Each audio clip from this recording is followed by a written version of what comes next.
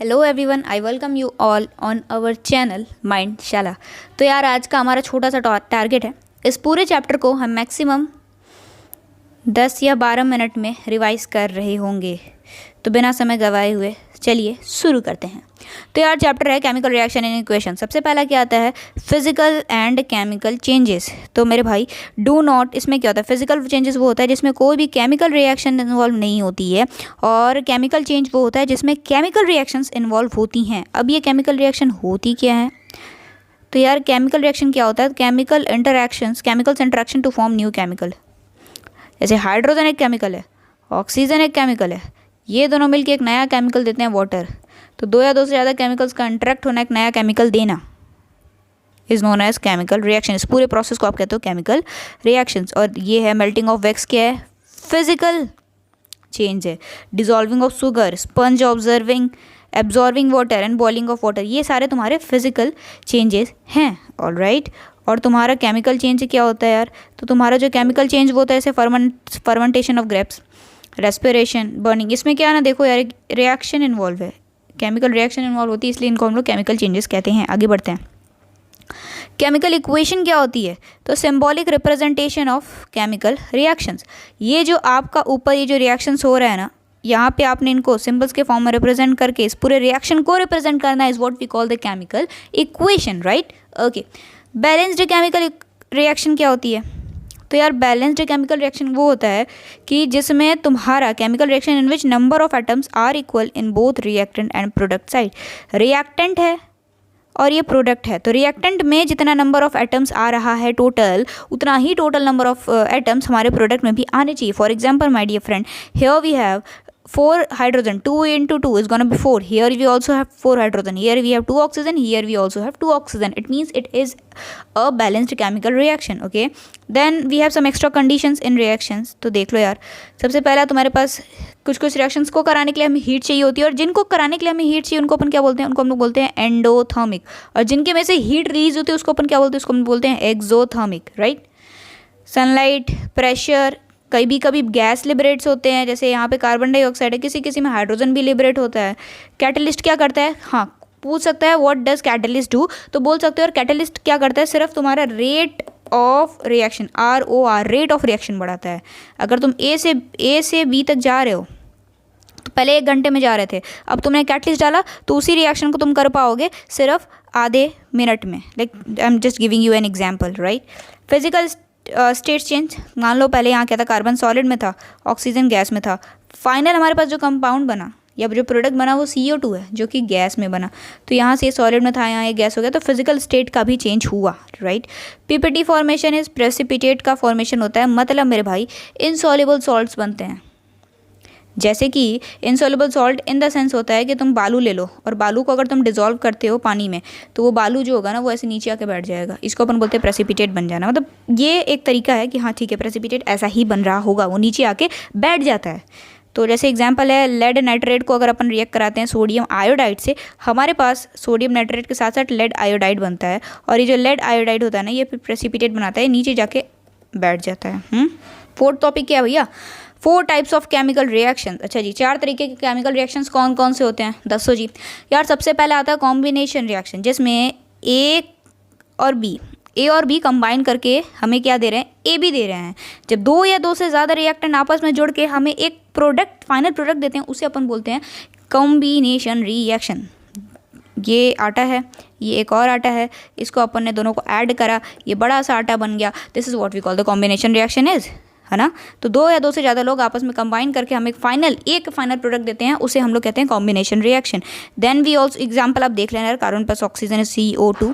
Second number पे we have decomposition reaction. अब ये क्या करता है यार? तो ये कॉम्बिनेशन का उल्टा है। क्या होगा? AB जो है ना तुम्हारा, अब वो जो है वो टूट जाएगा A + B में। मतलब जो अपन ने एक बड़ा सा आटा बनाया था, अब उसको हम ऐसे ऐसे तोड़ देना है, भाई टूट जा, तो यहाँ पे ऐसे ऐसे बन गया। तो ये क्या हो गया तुम्हारा? ये तुम्हारा हो गया decomposition reaction. Then we have यार, ये देख सकते हो। अच्छा, डिकम्पोजिशन रिएक्शन में तुम्हें हीट देने की ज़रूरत पड़ती है। जैसे कैल्शियम कार्बोनेट को तोड़ने के लिए तुमने हीट दिया, तब तुम्हारे पास कैल्शियम ऑक्साइड साथ साथ कार्बन डाइऑक्साइड बना। Okay, this is what we call the decomposition reaction is displacement reaction. यार, इसमें क्या है? इसमें क्या होता है? एक जो है ना, वो दूसरे कि बीवी के साथ भाग जाएगा। समझने की कोशिश करो। मान लो बी और सी की शादी हुई, ए आया बोला भाई बी तू निकल ले, मैं तेरी बीवी के साथ निकल लूँगा। यही होता है। ए जो है वो ज़्यादा रिएक्टिव है, ए जो है वो ज़्यादा रिएक्टिव है बी से, इसलिए वो सी को लेके निकल गया और बी बेचारा अकेला रह गया। समझ रहे हो? Try to understand it. A must be more reactive, exactly ज़्यादा रिएक्टिव होगा तभी ये होगा। तो क्वेश्चन दे सकता है कि ऐसा कब होगा, तो ऑप्शन में तुम टिक करोगे जब वो उससे ज़्यादा रिएक्टिव होगा, राइट। हमारे पास है जिंक प्लस कॉपर सल्फेट, तो यहाँ पे आ रहा है zinc sulphate plus copper. Zinc आया सल्फेट के साथ SO4 के साथ निकल गया और कॉपर बच गया ना, क्योंकि जिंक ज़्यादा रिएक्टिव था। More reactive will displace less reactive, zinc ज़्यादा रिएक्टिव था किससे? कॉपर से, इसलिए उसने कॉपर को रिप्लेस कर दिया। Simple. Then we have double displacement reaction. अब ये किस खेत की मूली है? वेल तो ये मूली भी नहीं है और खेत का भी यहाँ कोई सीन नहीं है, या केमिस्ट्री का सीन है। तो यार देखो क्या होगा, AD और BC ये दोनों आपस में केमिकल्स हैं। अब यार ए बोलेगा ना यार मैं तो सी के साथ जा रहा हूँ और बी जो है वो डी के साथ जाएगा। ऐसा कब होगा? जब ये दोनों आपस में म्यूचुअल अंडरस्टैंडिंग कर लेते हैं लोग कि ठीक है। तो डबल डिस्प्लेसमेंट में कुछ ऐसा नहीं होता, बस होता है कि एक दूसरे को म्यूचुअल एक्सचेंज ऑफ आयंस होता है, बात खत्म। जैसे NaOH और HCl, तो Na के साथ Cl निकल गया, H के साथ OH निकल गया, तो NaCl और H2O बन गया। Then we are going to start types of reactions based on energy flow. तो सबसे पहला तुम्हारा endothermic reaction, the second one is exothermic reaction. Endothermic क्या होता है यार? जैसे एनर्जी इज सप्लाइड, तुमको ये रिएक्शन कराने के लिए तुम्हें एनर्जी देनी ही पड़ेगी। फॉर एग्जांपल हमने बोला था डीकम्पोजिशन रिएक्शंस जो होती है हमारी एंडोथर्मिक होती है, क्योंकि हमें यहाँ पे देखो देनी पड़ रही है एनर्जी। कैल्शियम कार्बोनेट था, उसको अपन ने हीट करा तो calcium oxide plus carbon dioxide बना, हमें हीट देना पड़ा, तब ये चीज़ें ऐसे ऐसे टूटी हैं, राइट। एंड एक्सोथर्मिक में क्या होता है? हीट जो होती है वो लिबरेट होती है, वो रिलीज़ होती है। यहाँ देखो रिलीज़ हो रही है, प्रोडक्ट में हमें मिल रहा है ना, तो energy is liberated. CH4 methane और ऑक्सीजन रिएक्ट करा के हमको कार्बन डाइऑक्साइड के साथ साथ पानी और एक चीज़ और क्या, हीट भी देते हैं। बस तो ये हो गया तुम्हारा एक्सोथर्मिक और एंडोथर्मिक। अब आते हैं टाइप्स ऑफ डिकम्पोजिशन पे। तो यार पहला आता है थर्मोलिसिस, दूसरा आता है फोटोलिसिस, तीसरा आता है इलेक्ट्रोलिसिस। थर्मोलिसिस क्या होता है कि जब देखो डिकम्पोजिशन इज व्हाट, तुम बड़े मतलब तुम एक प्रोडक्ट को तोड़ रहे हो दो या दो से ज़्यादा में, समझ रहे हो? सिंपल है। ओके, यहाँ पे क्या है? कैल्शियम कार्बोनेट, ये एक प्रोडक्ट है, इसको अपन ने हीट करके तोड़ा, तो ये क्या हुआ? थर्मो मतलब हीट से तोड़ा, हीट। ओके, फोटो मतलब क्या होता है भैया? लाइट, सनलाइट बोल सकते हो कि यार ठीक है मैंने यहाँ पे इसको सनलाइट से तोड़ा, Hμ। AgCl जो था वो टूट गया Ag+Cl2 में। आगे इलेक्ट्रोलिसिस क्या होता है? तो अभी तक क्या कर रहे थे? तोड़ रहे थे, अब इलेक्ट्रिसिटी की हेल्प से तोड़ेंगे। सिंपल, यूजिंग इलेक्ट्रिसिटी हम लोग क्या करेंगे? तोड़ेंगे। एग्जाम्पल तुम जानते हो, जब इलेक्ट्रोलिसिस ऑफ वाटर कराते हो तो वो भी इसका ही एक एग्जाम्पल है।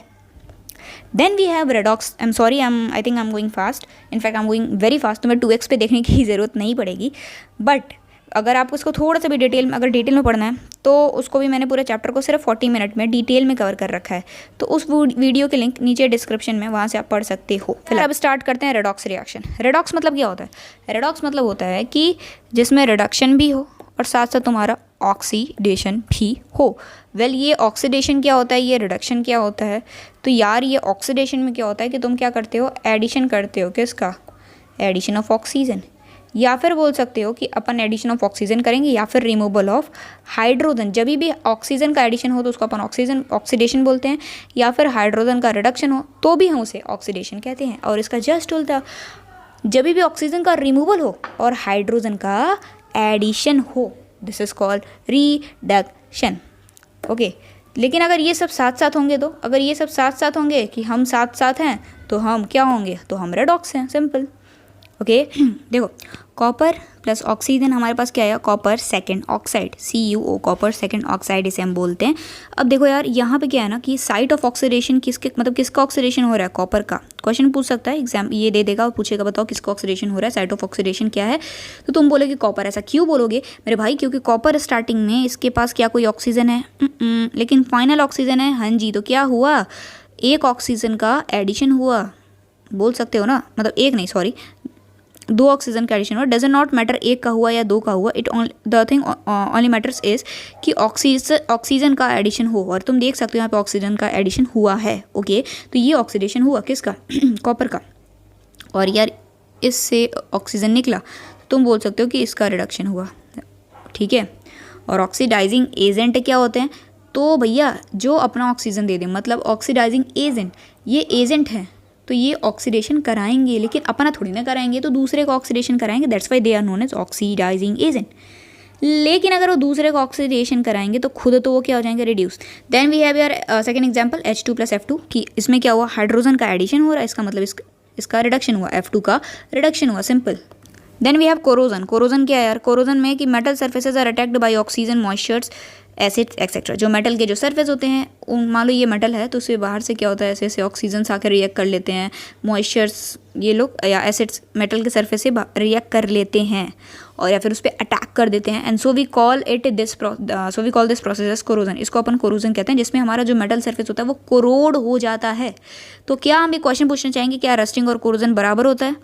तो आंसर इज़ नो, नहीं। क्यों? Because rusting means iron reaction with oxygen और मॉइस्चर, क्योंकि रस्टिंग का ये मतलब होता है कि सिर्फ और सिर्फ आयरन का रिएक्शन ऑक्सीजन एंड मॉइस्चर से, मतलब आयरन का corrosion is what we call the rusting is, but corrosion is बड़े वाले भैया और rusting is just a part of it, correct? हाँ जी। Corrosion damages our metals, so we need to do some prevention. Corrosion हमारे metals को damage कर देते हैं, इसलिए हमें कुछ प्रिवेंशंस भी लेने पड़ेंगे या लेने चाहिए। Then we have preventions from corrosion. तो यार सबसे पहले तो होता है कि तुम पेंट कर दो। पेंट मतलब मान लो ये तुम्हारे पास मेटल है और इसको हमने ऊपर से यहाँ से क्या करा, पेंट कर दिया। अब देखो ना, इसका जो कॉन्टैक्ट है ये ऑक्सीजन से या मॉइस्चर से कट हो चुका है, और चूंकि ये कट हो चुका तो रिएक्ट नहीं करेगा तो ये कोरोड नहीं होगा। या दूसरा तरीका होता है गैल्वेनाइजेशन का। ओके, आते हैं यार, व्हाट इज रेंसिडिटी? तो taste and smell of food material containing fat and oil changes when they are left expose to air for long time. जाहिर सी बात है यार, जब उसको आप लंबे समय तक ऐसे ही खोल के रख दोगे ना, तो वो भी ऑक्सीजन से रिएक्ट कर जाएगा, और बिकॉज ऑफ दैट उनका टेस्ट जो होता है, उनका जो स्मेल होता है वो चेंज हो जाता है, और उसको अपन कहते हैं rancidity. That whole process known as rancidity. It's because of oxidation of oil and fat present in the food material. ये इसलिए होता है क्योंकि मान लो तुम्हारे पास चिप्स है यहाँ पे, अब इसमें क्या होगा, तुम कभी उसको टच करोगे तो वो ऑयली तो होता ही है ना, तो उसके जो ऑयल एंड फैट जो उसमें प्रेजेंट होते हैं वो ऑक्सीडाइज हो जाता है, और उसके ऑक्सीडेशन की वजह से हमारा स्मेल जो होता है फूड का और साथ साथ उसका जो टेस्ट होता है वो दोनों चेंज हो जाता है, और इस होल प्रोसेस को अपन रेंसिडिटी कहते हैं। Then we have prevention. अब इससे कैसे बचेंगे? तो तुम बोलोगे यार adding antioxidants to food materials, storing food in air tight container. हाँ जी, अपन कुरकुरे खाते हैं ना, ये पैकेट पूरा बंद होता है मस्त एकदम, हालांकि ऐसा पैकेट नहीं होता बट स्टिल बताऊँ मैं, तो यार ये पूरा पैक होता है, अंदर क्या होता है, कंपनी वाले नाइट्रोजन गैस भर देते हैं ताकि वो फर्दर वो रिएक्ट ना कर पाए तुम्हारे ऑक्सीजन से। इसको अपन बोलते हैं एंटीऑक्सीडेंट्स, उसमें हमने एंटीऑक्सीडेंट्स डाल दिया। आते हैं यार बैलेंसिंग केमिकल रिएक्शन पे, और ये लास्ट टॉपिक है। जैसे कि तुम्हारे पास है hydrogen and then you have fluorine, we are getting HF। तो कितने हाइड्रोजन हैं? 2। फ्लोरीन कितने हैं? 2। ये कितना था? HF। यहाँ पे हमने 2 से क्यों मल्टीप्लाई करा? क्योंकि 2 × H and 2 × F is what we call 2H and 2F। और यहाँ पे भी 2H है, यहाँ पे भी 2F है, और प्रोडक्ट में भी 2H और प्रोडक्ट में भी 2F। इसका मतलब ये क्या हो गया? बैलेंस हो गया, सिंपल।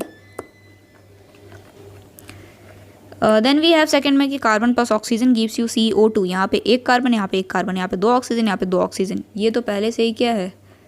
बैलेंस्ड है, ठीक है। H2 है प्लस O2 है, यहाँ क्या है? H2O। अब ध्यान से देखना, H2O है ना, तो तुम्हारे पास 2 हाइड्रोजन 2 ऑक्सीजन। यहाँ पे तो H2O था तो तुम्हारे पास 2 हाइड्रोजन तो था, लेकिन ऑक्सीजन तो एक था ना मेरे भाई। तो तुमने क्या करा? बाहर 2 से मल्टीप्लाई करा। जब तुमने बाहर 2 से मल्टीप्लाई करा तो ऑक्सीजन अब 2 हो गया, तो इसको कट करो क्योंकि अभी ये सेटिस्फाइड हो गया, इसको भी कट करते हैं। लेकिन हाइड्रोजन मेरे पास अब कितना हो गया? 2 × 2 4।